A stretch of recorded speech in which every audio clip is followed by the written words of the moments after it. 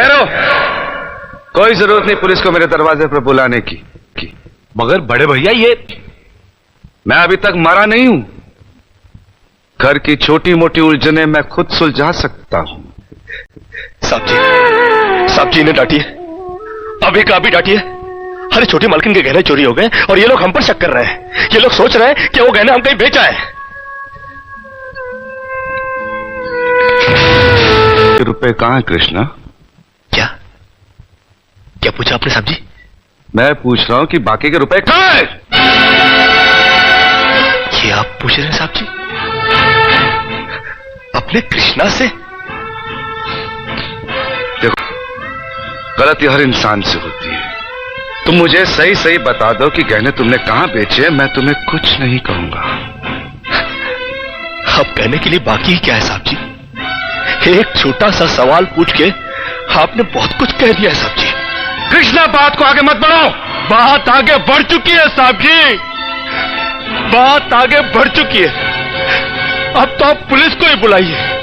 वो जब हमें कुत्ते की तरह मार मार के हमसे पूछेगी ना, अब तो हम तभी बताएंगे कि हम गहने कहां बेच कर आए साहब जी।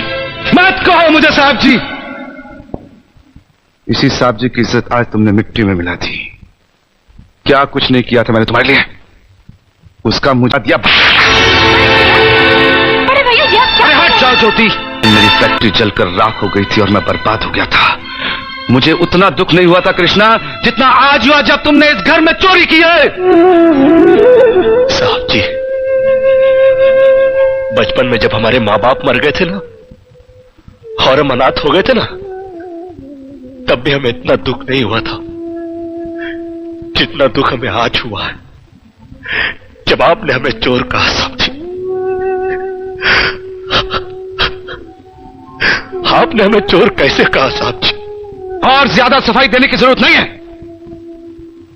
दूर हो जा, मेरी नजरों से दूर हो जा। निकल जा इस घर से।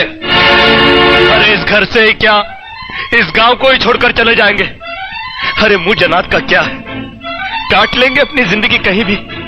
इतने साल इस घर में बेफिक्री से यह समझकर काट लिए कि साहब जी का हाथ है हमारे सर पर। हमको क्या है परवाह किसी बात की, मगर नहीं, अब हम जान गए कि इस दुनिया में अनाथ का कोई नहीं होता।